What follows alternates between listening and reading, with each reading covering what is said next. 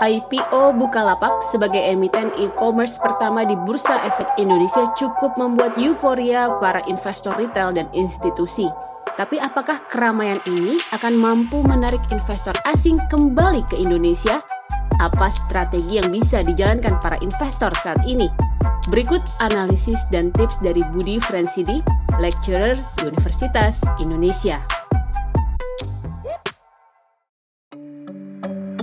Iya, jadi sekarang ini momen untuk saham-saham teknologi yang ya kalau kita lihat fundamentalnya agak aneh ya, rugi, udah PBB-nya ketinggian, tapi ya investor retail begitu antusias, dan kalau dia sudah masuk market kapitalisasi besar, ya katakan big masuk top 20 itu ya investor institusi juga akan ikut, ya, karena investor institusi juga kalau nggak masuk ke dalam saham yang lagi hitnya yang sering naik tuh kadang-kadang ditanya oleh nasabahnya ya. Jadi ya mereka ya harus ngikuti ini juga tren di pasar. Nah ini kan diberikan fasilitas kan masuk ke LQ45 ya, sebulan kemudian kalau sudah bertransaksi ya. Nah itu ya kurang lebih mengindikasikan bahwa di endorse oleh OJK untuk dikoleksi oleh investor institusi, big fund ya. Artinya demand kan akan jadi terjaga atau akan tetap besar ya kalau investor institusi masuk, karena ya yang memburu bukan hanya investor retail, tapi kalau saya sih karena aliran fundamental merasa potensi returnnya udah terbatas, malah ya kalau nanti pada waktunya investor strategis sudah tidak ada lagi lock up kemudian mereka keluar, ya bisa tekanan jual bisa lebih besar ya. Tapi itu katakan 6 atau 8 bulan setelah IPO, itu yang harus diwaspadai, antisipasi oleh para investor retail dan juga investor institusi yang juga sudah mulai masuk ya. Ya indeksnya ya kita perhatikan ya, yang LQ45 yang bukan saham konvensional lah ya. Ini relatif pergerakannya, kinerjanya nggak gitu bagus, hanya didorong oleh yang saham-saham bank digital dan juga teknologi.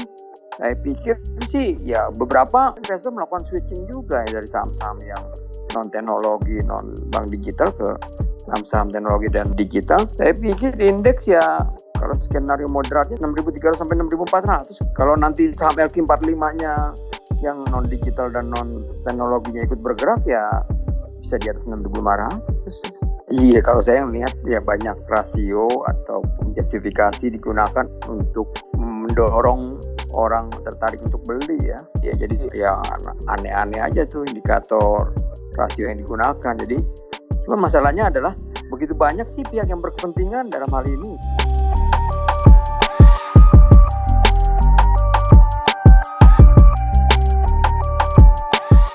Iya, mestinya sih kalau menurut saya ya investor asing sih mestinya tertarik ya, karena begitu banyak saham-saham yang blue chip yang valuasi masih rendah.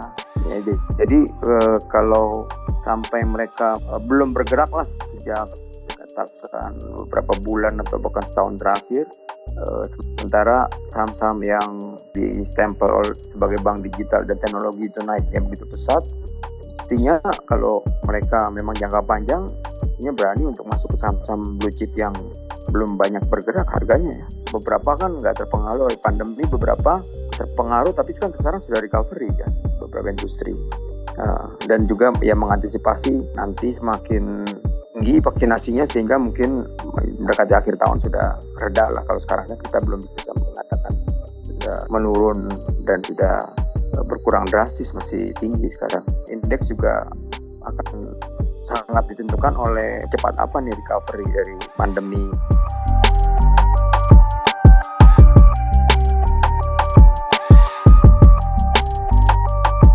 GoTo, nah ini juga mereka yang ingin go public seperti GoTo dan juga para investor yang di belakang GoTo ini juga berkepentingan untuk melihat si Bukalapak berhasil kan.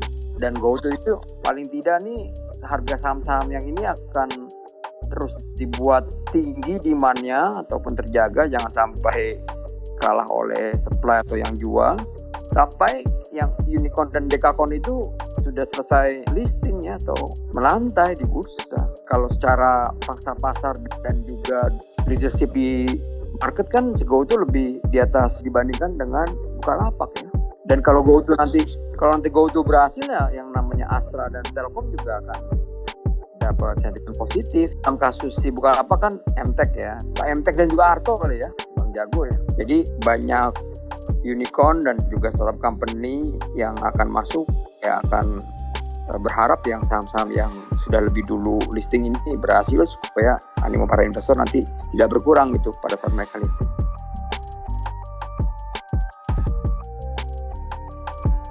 Ya kalau secara fundamental saya sebagai aliran fundamental ya cenderung ke sana ya, PBB-nya udah nggak wajar, baik yang teknologi maupun yang saham-saham bank digital.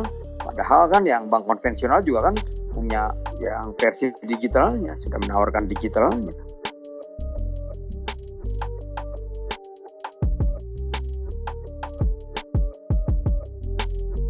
Ya yang jelas kalau kita bicara kinerja yang menggunakan aliran fundamental ketinggalan ya. Sekarang Berjaya aja lah yang menggunakan momentum sedang mengejar ataupun mengikuti pasar yang lagi tren saham teknologi dan bank digital. Jadi yang based on fundamental ya beberapa mungkin ya seperti kita tahu ya reksadana saham berada di bawah IHSG karena mereka kan umumnya koleksinya LQ45. Indeks LQ45 kan katakan 6-7 bulan pertama iya di bawah IHSG, berarti kalau manajer investasi tidak mengambil mengikuti pasar mengkoleksi saham-saham digital dan teknologi ya karena jauh di bawah pasar.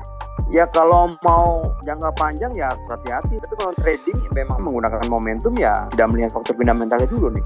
Artinya kalau memang ingin katakan mendapatkan keuntungan yang lebih cepat dan juga bisa terus mengikuti momentum dan juga untuk tujuan trading ya, nah itu silakan saja. Tapi kalau untuk yang katakan jumlah investasinya besar, kemudian juga jangka panjang ya, saya pikir sih nggak wise untuk mengalokasikan portfolio cukup besar di saham-saham yang sudah overvalued ini. Tapi untuk tujuan trading, silakan alokasikan sebagian portfolio untuk yaitu aktif bertransaksi jual beli dan mengikuti momentum di pasar. Jadi kalau memang kita ada dana lebih ya tetap saham menarik. Tapi kalau kita punya dana lebih dan waktu lebih dan bersedia nanggung risiko lebih besar ya silakan trading. Momentum trading silakan. Pilihan itu.